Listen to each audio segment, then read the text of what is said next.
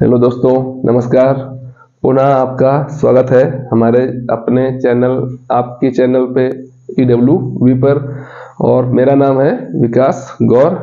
और हम लोग आज अपना जो चैप्टर कर रहे थे कार्बन एंड इट्स कंपाउंड पे पार्ट नंबर 5 या क्लास 5 जो भी कहना चाहें कह सकते हैं। तो सभी को गुड इवनिंग। आज डेट है कितना? आज डेट है 27 अक्टूबर, है ना। दिवाली आपकी आने वाली है, तैयारियां चल रही होंगी आपकी। आई होप पढ़ाई भी आपकी सही से चल रही हो।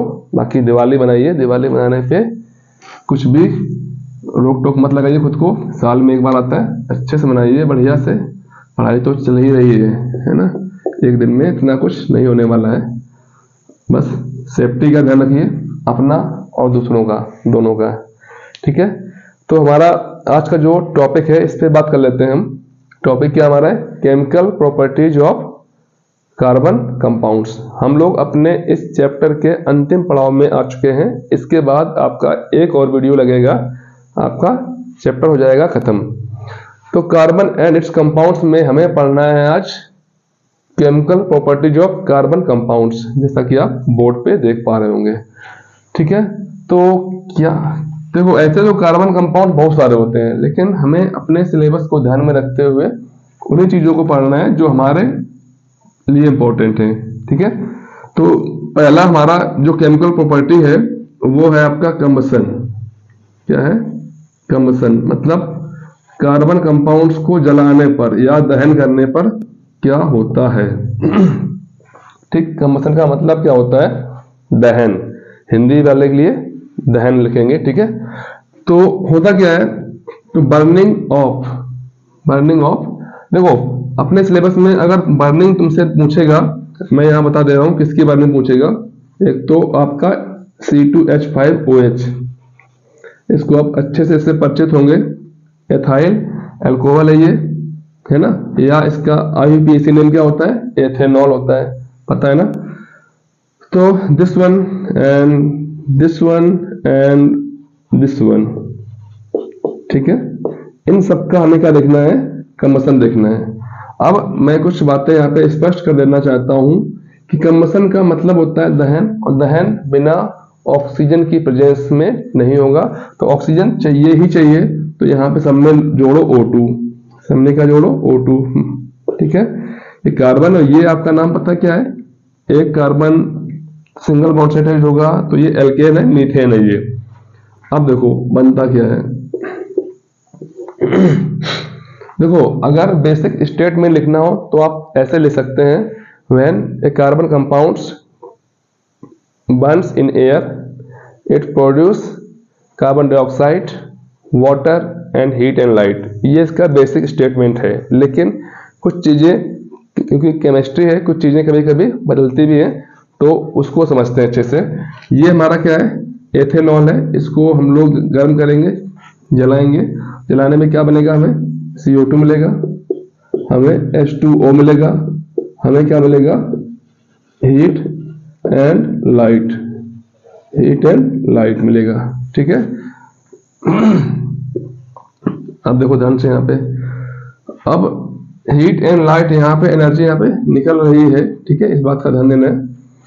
और बन क्या रहा है? कार्बन डाइऑक्साइड, और क्या बन रहा है? वाटर है। इतना आपको ध्यान रखना, ये आपके लिए इंपॉर्टेंट रिएक्शन है। बोर्ड्स के पॉइंट ऑफ व्यू से या किसी भी कंपटीशन के पॉइंट ऑफ व्यू से ये आपका इंपॉर्टेंट रिएक्शन है। ठीक, ध्यान रखना इस चीज को। सेम चीज यहाँ होती है। यहाँ क्या है? आपका मीथेन है, ऑक्सीजन है। प्रोडक्ट आपका सेम रहेगा, CO2 प्लस का H2O प्लस का हीट एंड लाइट। ठीक है, इस टाइप से अगर आपको रिएक्शन बैलेंस करनी है तो बैलेंसिंग हमने पढ़ाई हुई है। तो कितने कार्बन है यहाँ पे? 2 कार्बन, यहाँ 1 कार्बन, यहाँ 2 कर लो। ठीक है, कितने H है यहाँ पे? 5 और 1 6। यहाँ कितने H है? 3, और यहाँ 3 दूनी 6 H हो गए। O कितने हमारे?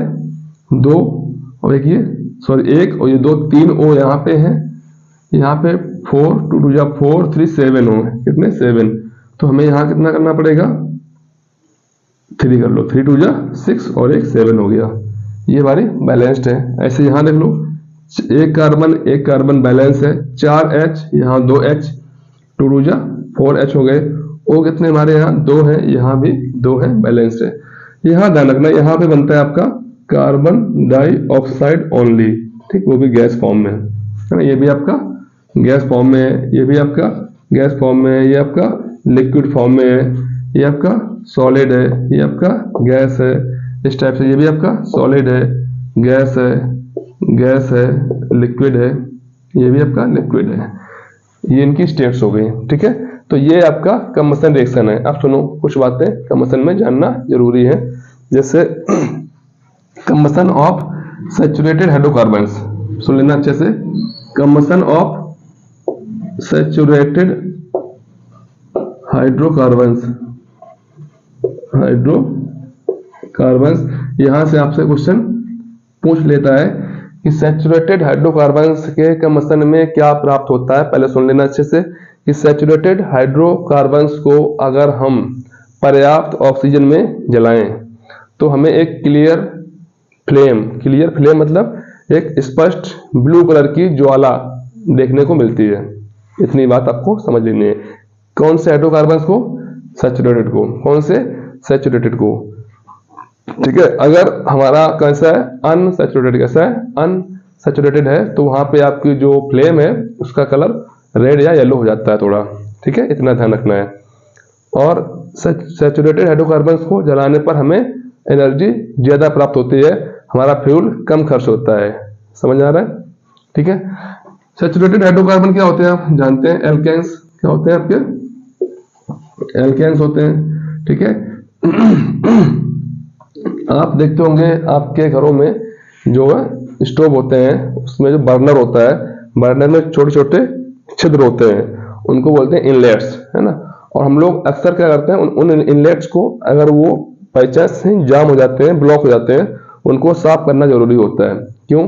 क्योंकि जो गैस अंदर से आएगी, उस गैस को अगर पर्याप्त रूप में ऑक्सीजन नहीं मिलेगा तो आपकी गैस खर्च होगी ज्यादा, आपको फ्यूल आपका ज्यादा खर्च होगा, आपको एनर्जी मिलेगी कम, ठीक है। इससे और नुकसान क्या है?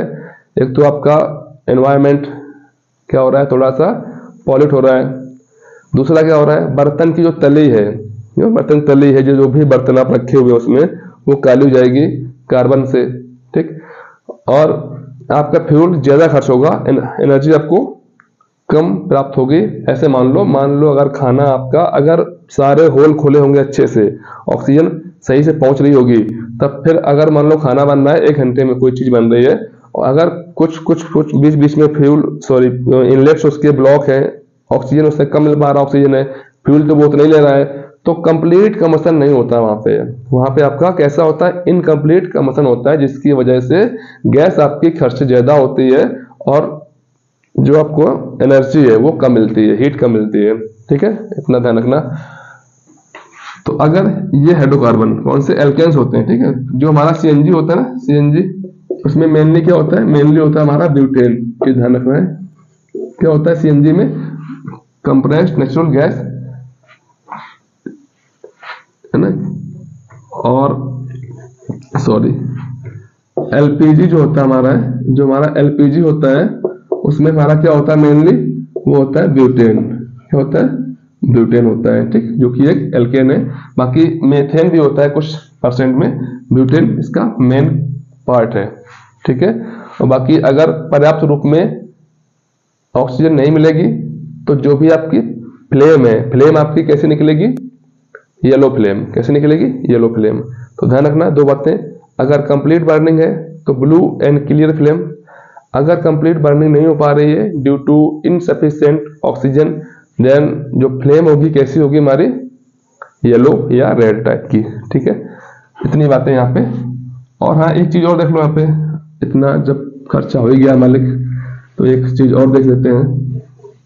एक चीज ये देख लो कि कोल, आपसे पूछा जाता है कि कोल और पेट्रोलियम, कोल एंड पेट्रोलियम को अगर हम जलाते हैं तो इतना पॉल्यूशन क्यों होता है? इतना पॉल्यूशन क्यों होता है?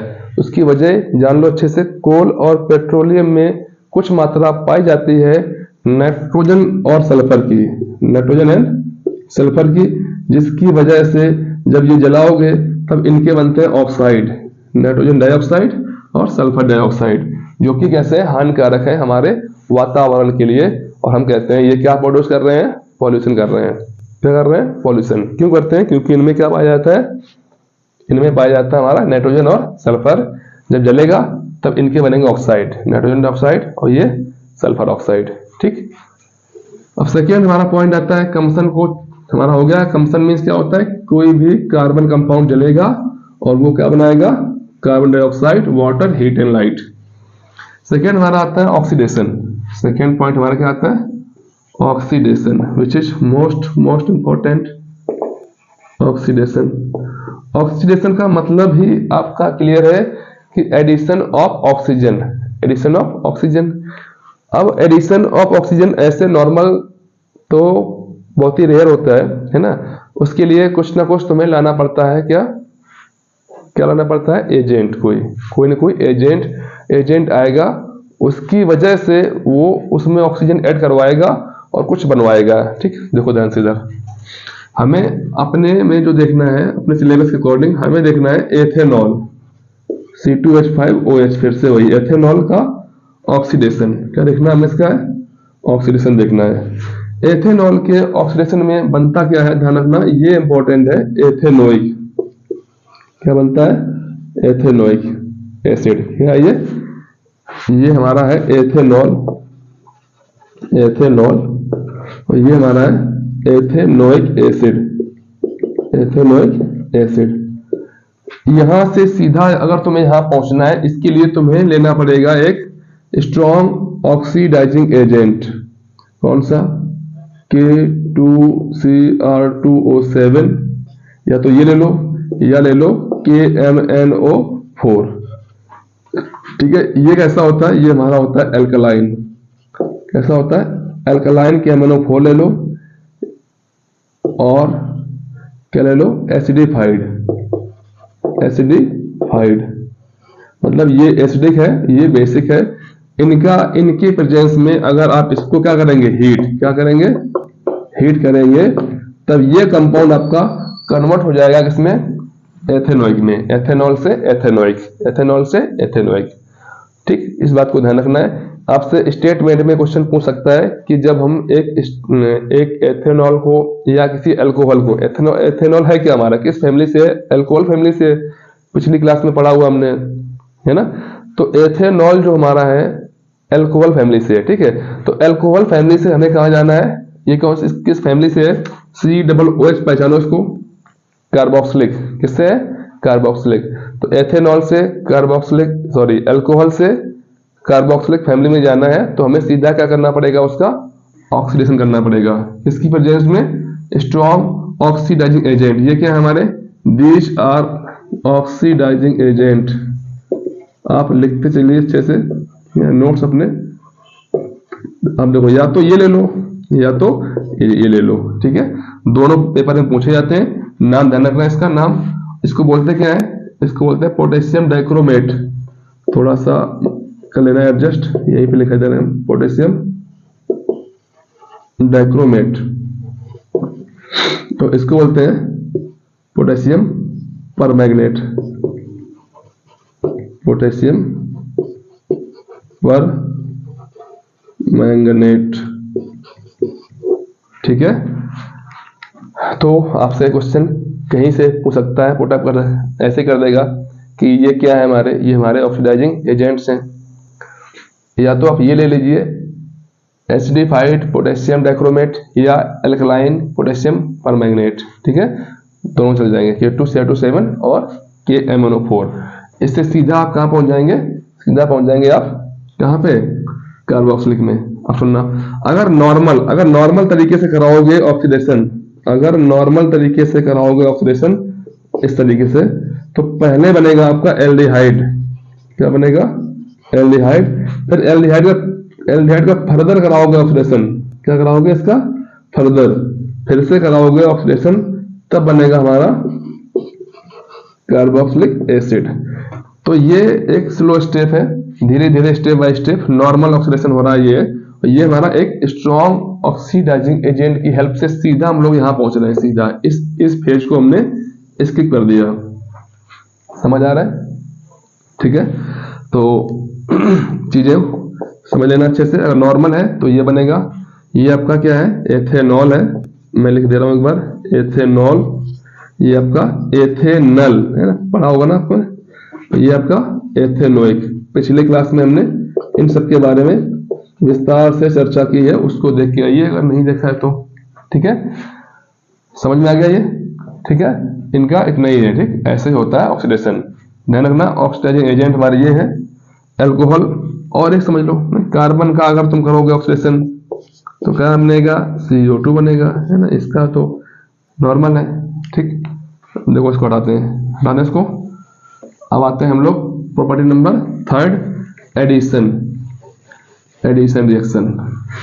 एडिशन रिएक्शन, सबसे पहले आपको ये कंफर्म करना है कि एडिशन रिएक्शन कौन देते हैं। 1 नंबर का क्वेश्चन यहां से आपसे पूछ देगा, ऑप्शन दे देगा एल्केन, एल्कीन, एल्काइंस या ऑल ऑफ दिस। तो पहली बात, एडिशन रिएक्शन हमारे कौन देंगे, ओनली एल्कीन्स या एल्काइंस। ठीक, एडिशन रिएक्शन, एडिशन रिएक्शन हमारे एल्केन नहीं देते हैं। एडिशन रिएक्शन हमारे एल्केन नहीं देते हैं। ठीक, इस बात को आपको दिमाग में रखना है अच्छे से। अब देखो ध्यान से, हम यहाँ पे एक एल्कीन लिखते हैं, एल्कीन। ये हमारे एक एल्कीन है। ठीक, ये R, ये R, ये R और ये R। हम यहाँ पे बोल दे रहे हैं जो R है हमारा, कुछ भी है, मान लो CH3 है।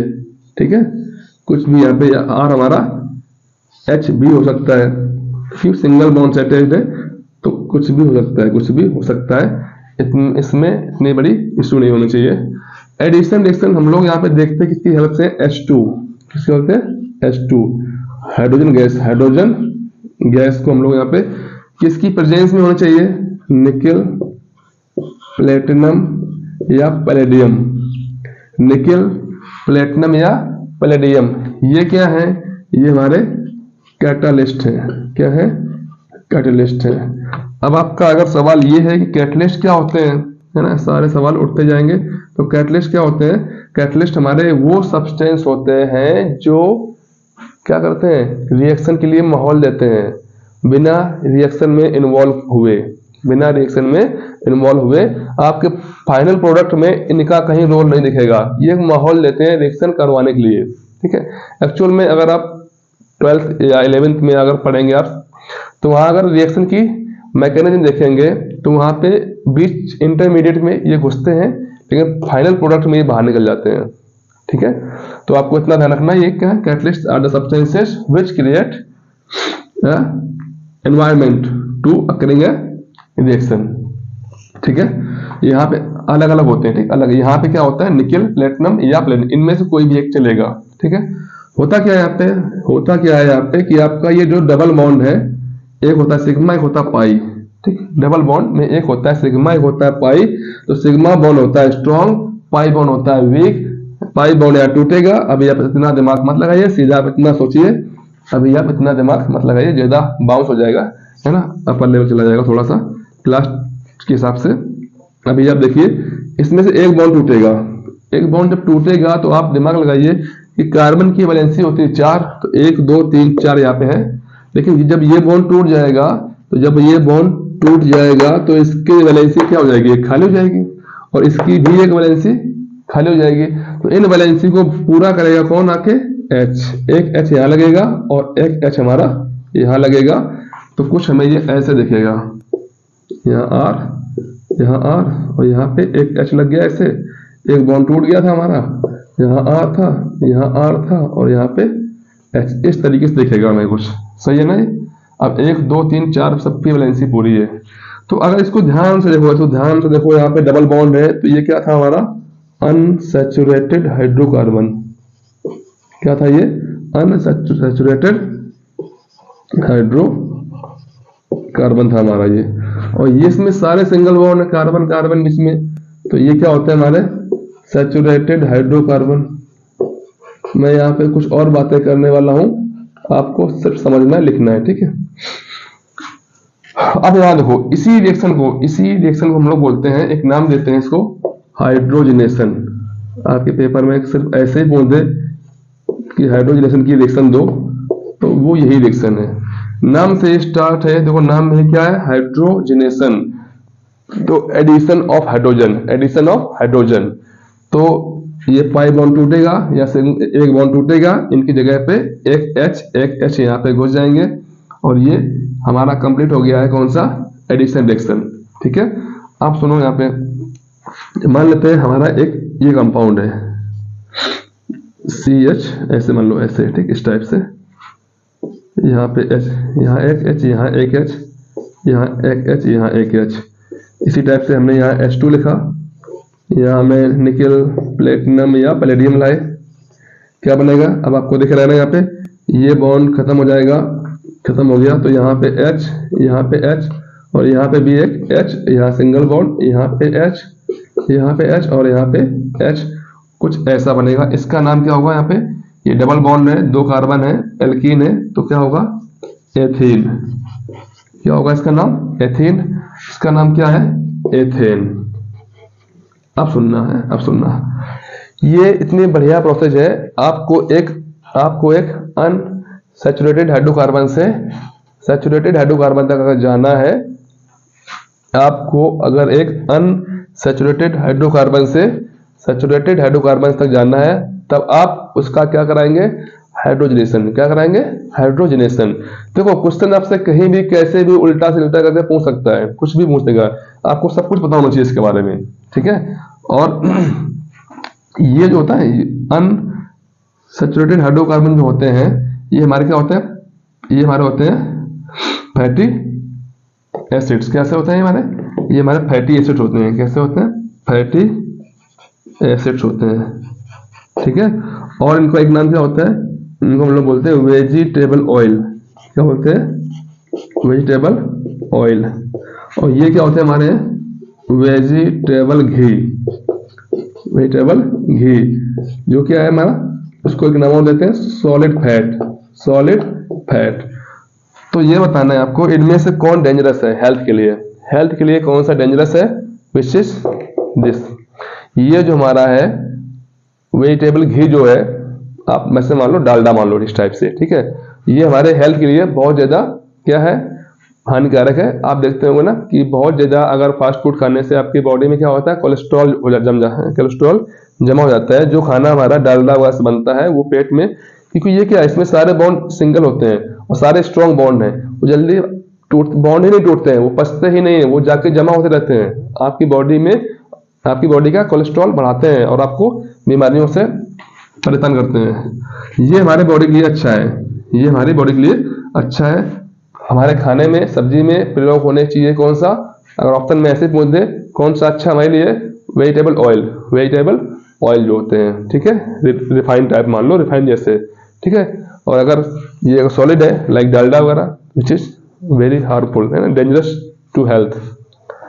समझ में आया, इतनी बातें क्लियर है यहाँ तक मेरे समझ, तो मैंने सब कुछ बता दिया तुम्हें इसमें, जितना इंपॉर्टेंट हो सकता था इसमें। सारे नाम, वेजिटेबल ऑयल, इसको और एक नाम फैटी एसिड होता है इसमें, वेजिटेबल घी सॉलिड फैट होता है।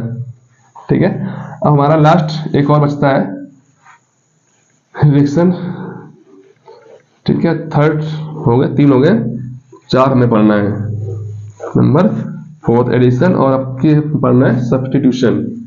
सब्स्टिट्यूशन तो नाम से ही स्पष्ट है, सब्स्टिट्यूशन मतलब कोई चीज क्या होगी, सब्स्टिट्यूट होगी, उसकी जगह पे कोई आएगा, नया लगेगा। ठीक है, सब्स्टिट्यूशन रिएक्शन, सब्स्टिट्यूशन रिएक्शन, वो हमें यहाँ पे देखना है मीथेन का। क्या देखना है, किससे देखना है, Cl2 का, सनलाइट की प्रेजेंस में। ठीक, यहाँ पे सनलाइट लिखा जाता है, सनलाइट की प्रेजेंस होनी चाहिए, या कहीं कहीं H nu लिखा होता है। अभी आपको समझ नहीं आएगा, H nu मतलब होता है एनर्जी ऑफ 1 फोटोन, जो लाइट में ही पाया जाता है। ठीक है, एक ही बात है। तो यहाँ पे क्या होता है, आप समझिए यहाँ पे ध्यान से, यहाँ पे एक कार्बन, सॉरी एक हाइड्रोजन और एक क्लोरीन लेके बाहर निकल जाएगा, HCl बनाएगा। ठीक है, साथ में क्या बचा, यहाँ बचा CH3, और यहाँ पे एक वैलेंसी खाली हो गई, इसके स्थान पे एक Cl यहाँ पे आके जुड़ जाएगा। ये हो गया हमारा सब्स्टिट्यूशन हो गया। क्या हो गया हमारा? सब्स्टिट्यूशन हो गया। तो आ रिएक्शन इन विच ए कौन सा एल्केन हाइड्रोकार्बन, कौन सा एल्केन हाइड्रोकार्बन इन जिसमें हमारा एक H हमारा रिप्लेस होता है किसी एक एटम से और हमारा एक नया कंपाउंड बनता है, उसको हम लोग क्या बोलते हैं? Substitution reaction. ठीक है। अगर आपको इस रिएक्शन को कंट्रोल नहीं करना है, चलने देना है, तब ये फिर से फर्दर वही बार बार होता रहता है। जो बना है हमारा क्या CH3Cl प्लस, फिर से यहाँ पे Cl2 करेगा रिएक्ट, सेम चीज लिखना है यहाँ पे। तो एक और H हटेगा तो यहाँ CH2 बचेगा। एक यहाँ पहले Cl है तो एक Cl और आएगा तो Cl2 हो जाएगा ना, क्योंकि कार्बन की वैलेंसी कितनी होती है? 4, और यहाँ पे एक H और Cl बाहर निकल जाएगा। अभी भी कार्बन की वैलेंसी कितनी है? 4। देखो ऐसे, यहाँ Cl एक, यहाँ Cl है ना, इनकी वैलेंसी एक होती है, Cl की भी वैलेंसी एक ही होती है, तो वही लिखा हुआ है अभी भी। फिर से अगर इसको जब तक इसके पास H है, जब तक इसके पास H है तब तक ये रिएक्शन चलती रहती है, अगर आप कंट्रोल नहीं करेंगे तो। ठीक है। तो एक H और एक Cl फिर से निकलेगा, HCl बनाएगा। यहाँ पे बचा CH है ना, एक H और यहाँ पे एक Cl, CHCl3 which is chloroform होती है। ये क्या होती है? ये हमारी क्लोरोफॉर्म गैस है ना, जिसे सूंघने पर मूर्छा आ जाती है, आदमी बेहोश हो जाता है, लूटपाट हो जाती है। अब फिर से यहाँ ले आओ इसको CH, अभी इसके पास एक H है, जब तक इसके H खत्म नहीं हो जाएंगे तब तक इसकी दम नहीं ली जाएगी। तो एक H यहाँ से फाइनली निकल जाएगा, HCl लेके प्लस क्या बनेगा? CCl4। CCl4 इसका नाम क्या हमारा है? Carbon tetrachloride. कार्बन टेट्राक्लोराइड, ये हमारा क्लोरोफॉर्म गैस है। ठीक है। आई होप मैंने इसमें 4 ही पॉइंट थे और आपके चारों पॉइंट मैंने अच्छे से क्लियर कर दिए हैं। यहाँ पे सारी केमिकल प्रॉपर्टीज को अच्छे से डिस्कस कर दिया है। आपके हिसाब से आपको कैसा लगा वो आप कमेंट करके बताएंगे। वीडियो अच्छा लगा हो तो लाइक जरूर करें और अपने दोस्तों के साथ में शेयर करें। बाकी पढ़ते रहिए। धन्यवाद।